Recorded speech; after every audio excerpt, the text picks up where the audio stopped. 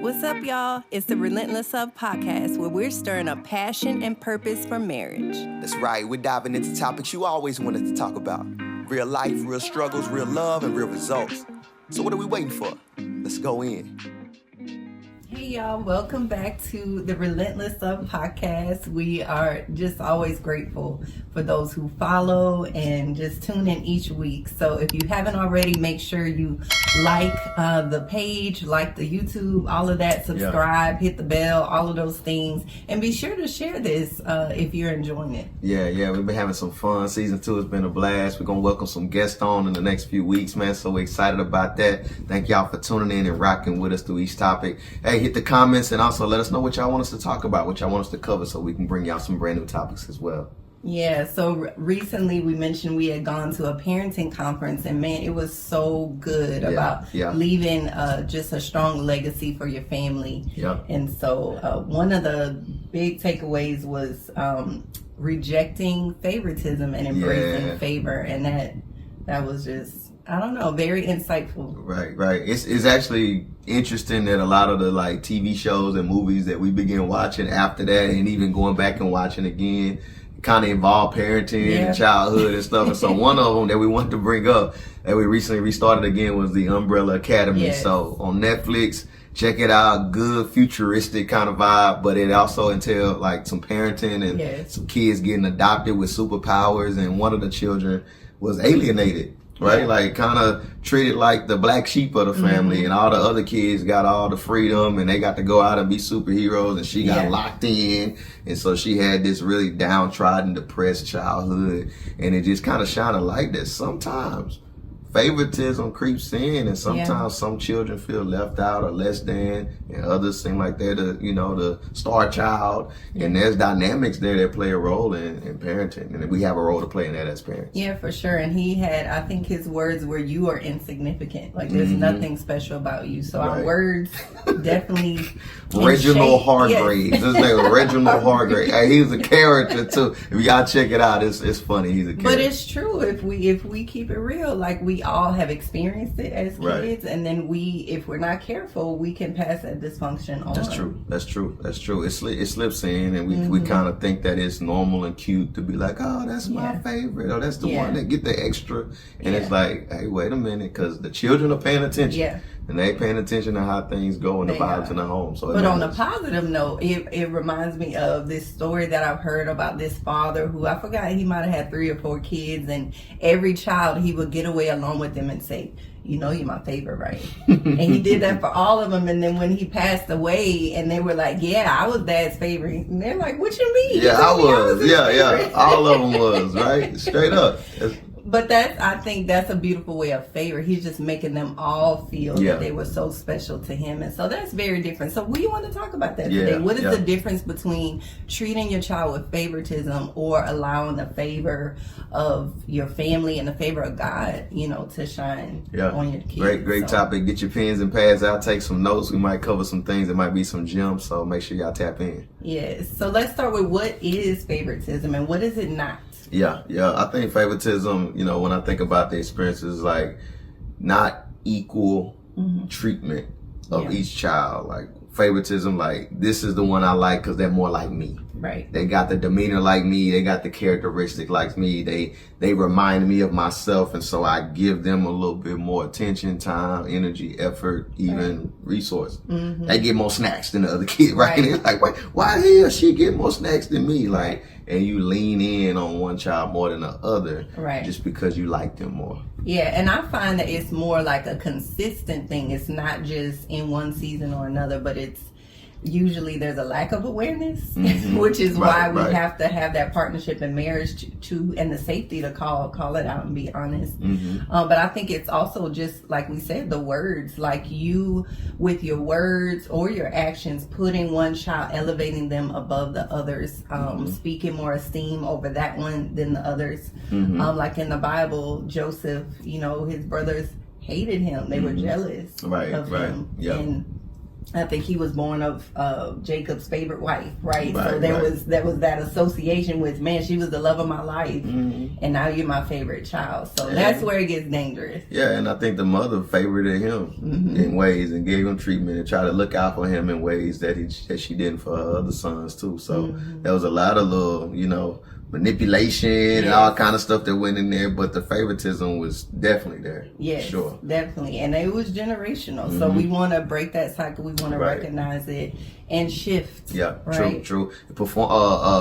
I'm thinking about like children who make more mistakes than others. Yes. Children who like, this child always getting on my nerves. They always being bad or doing bad stuff. And so then you get annoyed with one child because maybe they do things that get on your nerves more than the other one. And then you can kind of lean into, well, this one's my favorite because they don't make all the mistakes and do all the things that get on my nerves like the other one. And then you slip into favoritism. Yeah, and I've seen the other side where, yes, that child who might be quote unquote troubled needs more attention, but if you're not careful to at some point give your time and attention to the others, they can feel neglected as well. Yeah. So it's not easy, but it's possible. We just have to have a game plan. I want to clarify that it doesn't mean you're going to treat fair, doesn't mean it's equal across the board, because each child is unique. They have different needs. So that's not favoritism. You do want to customize your parenting, your discipline, all of that to each child's needs, their personality, right? Some are more, we have one that's the cuddle bug, right? And so she needs more hugs and touch, but the other ones don't necessarily want as much. It doesn't mean they don't need it at all. They don't need it. You got to intentionally do it. Exactly. Even when they want, I know that's what I do, because one of them, it does need that. And she like, oh, Daddy. And I'm like, all right, cool. And the other one's like, Dad, come on. And I'm like, babe, come over here and give me a hug. You know our daddy love you. And I kind of make up the difference, because if she always see me or you doing it with the other one, internally jealousy can happen. Why is she always the one? That's right. They like her more than me. No, I got to make up the difference a little bit just to let them know there's no favorites. All of y'all are special in my eyes. Yeah. So I just want to acknowledge this is not something that only happens in blended families. It's definitely harder, a bigger hurdle to overcome with blended families, because you may be in this new marriage and you've been with your kids for decades, right? And so that is something that's a big deal. It's a big deal, especially with mediations that we have and couples that have blended families. That thing, my child, my child, your child, my child, not our child. What we gonna do? And then those children in the home hear that. Oh well, I'm just their child. The other mom or dad don't like me that much because he got his own kids. So now maybe his kids are on a pedestal higher than mine because I'm not of him. And you got that favoritism dynamic there. That's a real thing, man. Or the child where they share the same parents in the household, and then the other kids feel alienated because their parent isn't in the household too. Like their mom, was the ex-wife and vice versa. And so it's just being aware. And so hopefully the things the insights we share will help you just do a heart check. Yeah, true. And kind of look at the countenance and demeanor and ask your children what they think. Like, be aware of that, because that matters and their voice matters too. Absolutely. And if they say, hey, I do kind of feel like sometimes I'm not as important or as treated equally or fairly as the other ones, that's something to take into consideration, not just bro off. Like, you just being emotional. You just don't know what you're talking about. Listen to your children. Yeah, but let's talk about that, because I know it's a real dynamic even for us. Like you said, it's the one who looks like you or acts like you. There's just this affinity, a natural, like, man, I'm just used to, I get this, I understand this, I'm comfortable with this. Whereas this different personality is challenging. I don't know what to do with it. How have we kind of navigated that? Yeah, heart checks. I think it's nothing, I wouldn't say there's nothing wrong with, you're naturally going to be drawn to certain people in certain ways. I think that's just the human nature, right? It's naturally, I spent more time with this child as a baby. I spent more time with this child and had to nurture them a little bit more, so there's a little bit more of a connection there. It's just being self-aware that I cannot uplift one of my children over the other one just because I had to spend more time with them earlier on. Like, I know one of our daughters, like, when we grew up, our life dynamic and family dynamic was different. The way I worked was different. I was home with them more, so I connected with them on a deep level. Plus, it was my first time with a girl, like my little girl. So you say daddy's girl or whatever, right?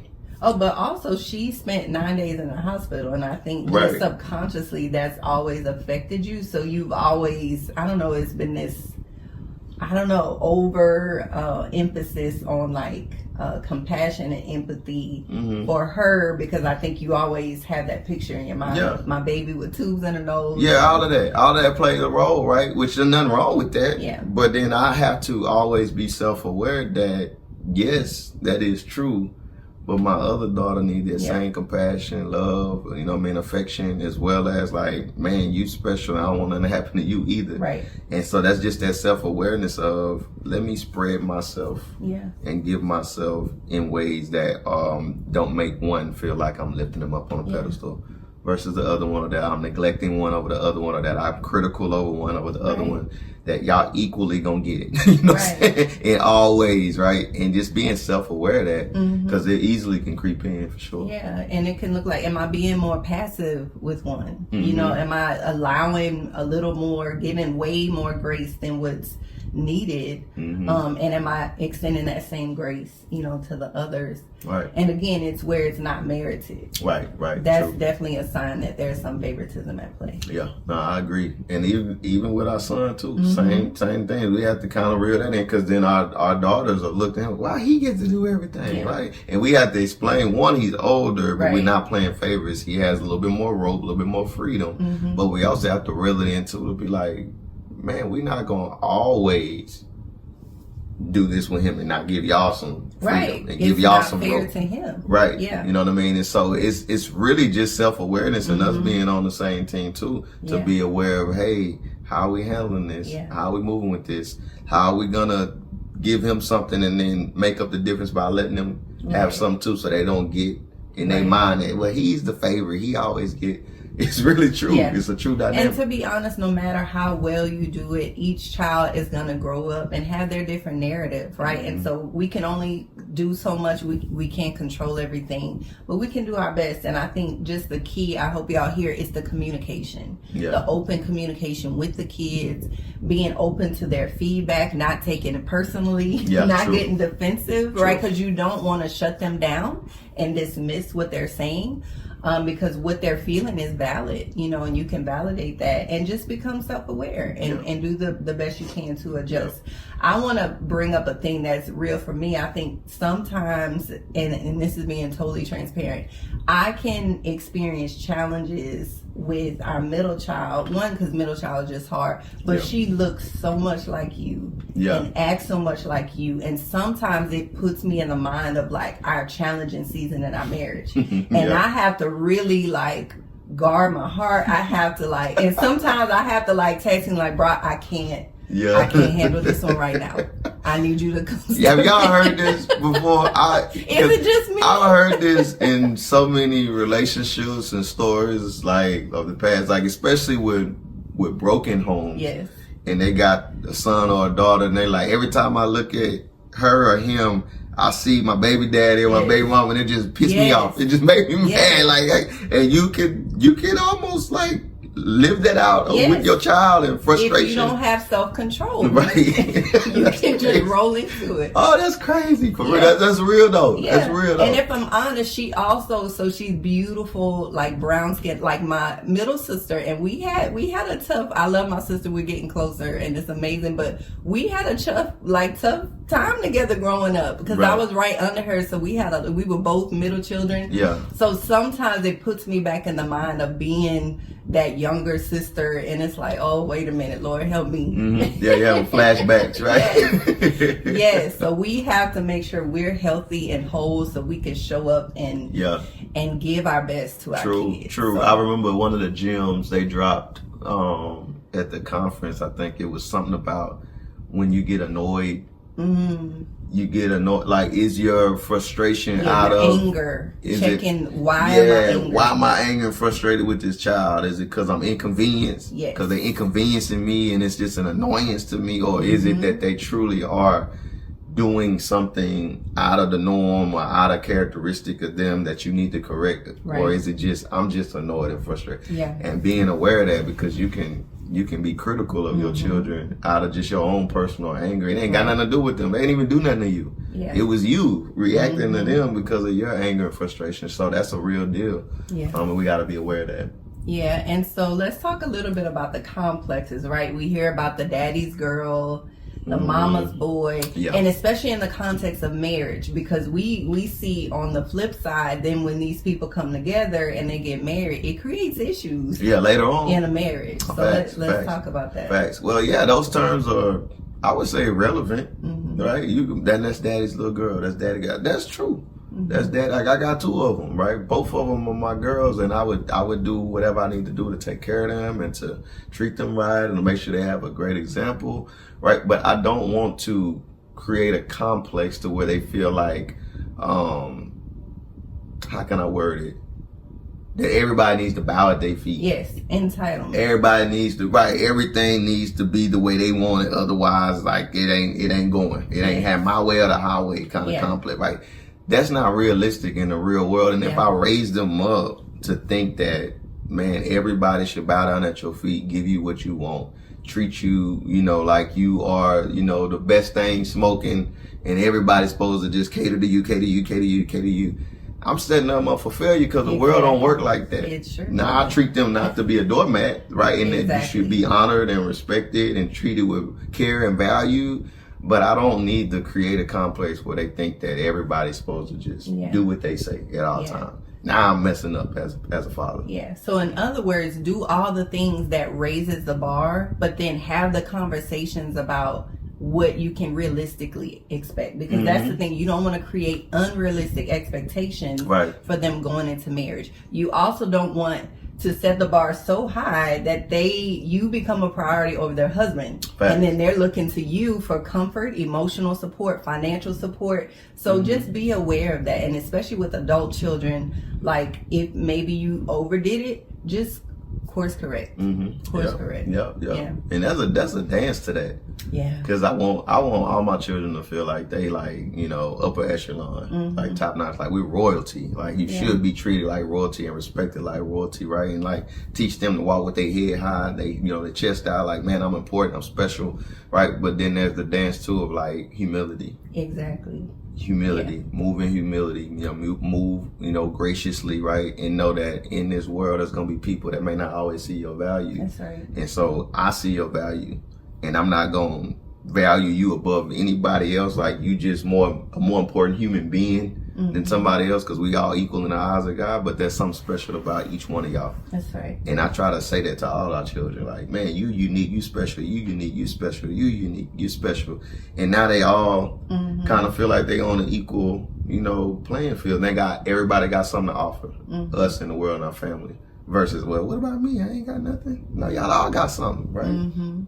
Yeah, it even goes into that, reminds me, like, we recognize, man, we're investing in, Chloe's piano and this and that, and we're investing in Savion's video. Like, we need to find something for Sanaa. And it's not that we didn't want to. She just took forever to make her mind up. Because she do everything. Right, great. She want to do everything. She can sing, dance, she's athletic, she gymnastics, soccer, she can play piano, she can do all the things. It's like, girl, you do everything what you want to do. Yes. Yeah, but then she feel left out and we ain't booked her nothing yet. Right. So it's like, all right, come on, baby. Yeah. And it's like, we can't do it all, so let's focus. And so this year was great, finding that thing. So find that thing is, again, the words, the time you spend. We try to schedule time where we have one-on-one time with them, with mom and with dad, not just daddy-daughter dates. They need mama dates too. Yeah, facts. And it's our schedule changed, so we haven't been able to get those individual dates in as much. And so we've been trying to kind of compensate that with like, okay, let's get together and play games. Let's get together and get the board games out. Let's do that. Like, let's go. I try to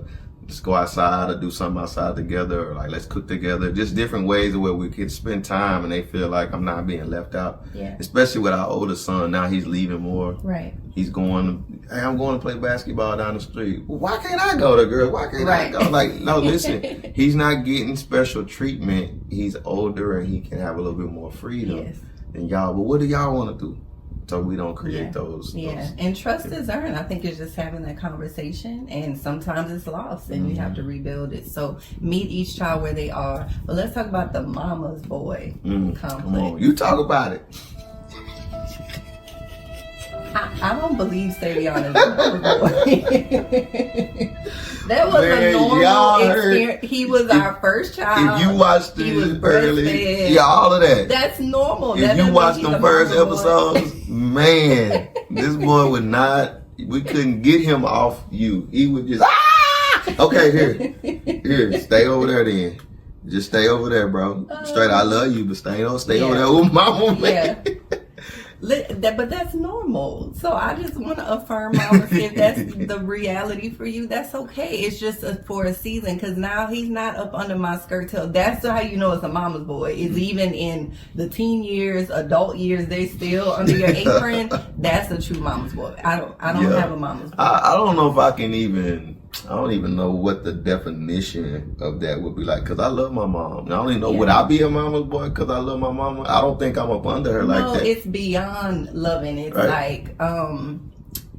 So it's more of like whatever mama say I'm gonna do, even as an adult. Like whatever she say, whatever she tell me. There's an unequal power dynamic between dad and mom. Yeah. There's a greater esteem, respect, to the point almost control. Control, manipulation, headship. She wear the pants, right? Yeah, and it's not always direct. So I want to, sometimes it's genuine and out of love, but the man, there's a lack of security, I guess, apart from the mom. So it's like it's almost like that security blanket, but it's my mom. That's what I was saying about it. Yeah. So I can see how in the season where we were struggling, there was comfort that I got with my son, and I think that can kind of create that complex if you're not careful. Well, that's the jealousy aspect. Exactly. But that's a whole nother topic that I won't address in this, because we could probably do a whole episode on that. But I mean, that is a thing, because that's favoritism. Like you favoring the child over me. Like it looked like that child's relationship is a bigger, greater dynamic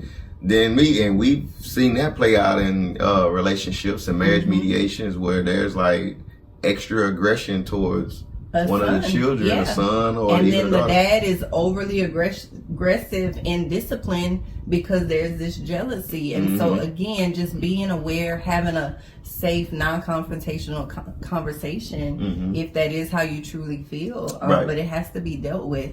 But going back to the parenting side of it, you don't want to create confusion when your child grows up and they get married and then they don't know how to leave and cleave. They don't know how to let go because that bond is strong in an unhealthy way. There's a codependency. That's what I want to say. Yeah. The mama's boy complex, when it's unhealthy, there's a codependency. I can't think without you. I can't do this without consulting with you first. Well, at some point, we're supposed to be training our kids to make decisions on their own. Right? And so when you don't do that, Yeah.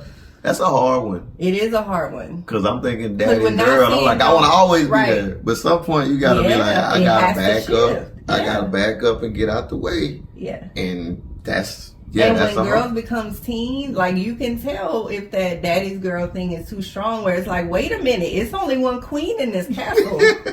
let's get it right. So My mama used to say, all grown folks need their own house. She would say, hey, you feel like you grown, you need to get up out of here and get your own house, because it's only one person that run this house. Is me and your dad. Like, we the grown when we run the house. If you that grown, man, every grown person need their own house. Shout out to Mama Jones, man. Yes. Dropping gems all the time, man. And recently we had a dynamic where there were, 4 adult children in the house with the parents, and they were still struggling in their marriage because of the strain. Parenting dynamics.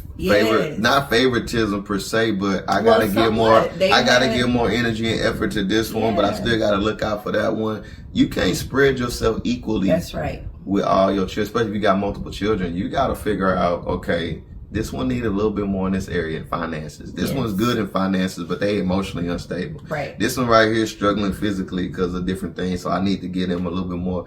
It's a rhythm and dance and discernment. You can't really take a day off and just unplug, because you got to be aware and you got to have those conversations. So I know Thanksgiving's coming up. Y'all gonna be around the dinner table.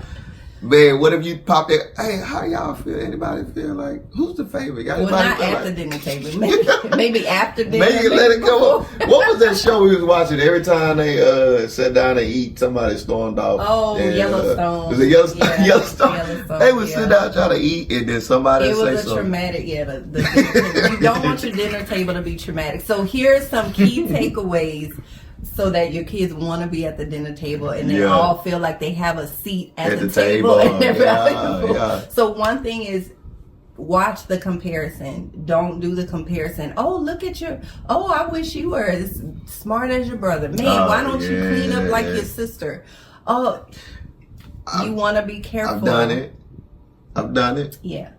And then I'm like, I shouldn't have said that. Yeah. And so instead of that, just seeing the best in all of them and calling that out. Yeah. So the comparison thing, man, that really messes up your mind and your heart in a deep way, because parents' voices carry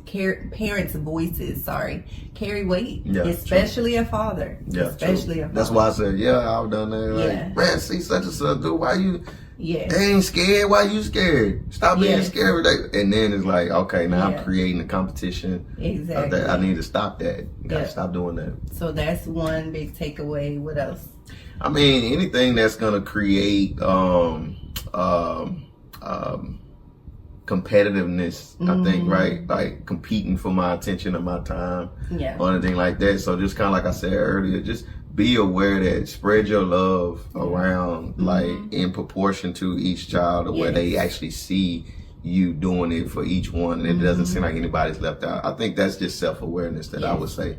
Give yourself to each child and let them see that he's giving that to him, he's giving that to me, and he's giving it to her. Daddy gives love to all of us. Daddy gives correction to all of us. It's not just one person. So just be mindful of that, and then talk to them about it. And it's okay to recognize in seasons, man, this kid is struggling. They need more of me, more time and attention, but communicate that. Help the other kids understand. Maybe invite them in. Man, sister needs us all to be praying for her. Brother needs us to be praying. Let's pray for each other. Nah, that's real. That's real. We've done that. We haven't done it as consistently as we like, but hey, can we pray for Savion? He got something coming up. Hey, can we pray for Sanaya? Man, she got her theater thing. Can we pray for such?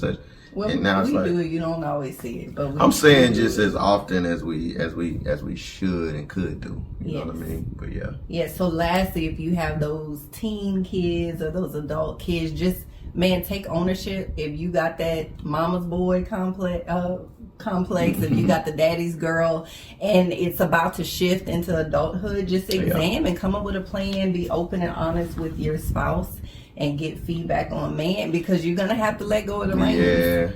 And so just having that conversation with the child, or the adult child, and with your spouse, to come up with a plan, because you want to set them up for success. You don't want to create tension in the marriage because of your relationship. That parenting vision, parenting conversations, like those are super important. Just make sure y'all huddling up, from time to time, maybe once a week. Just say, man, what have you noticed? What have you seen? Anything that's kind of alarming that we need to address? Like, those are important too. So sync the marriage up for parenting too. So let us know if you need help. If you don't have a parenting vision, we would love to help with that. It's important to have a plan of what values you want to instill. So thank y'all for tuning in. I hope y'all enjoy this. Let us know more topics you want to hear. But we will see y'all next time. Peace out.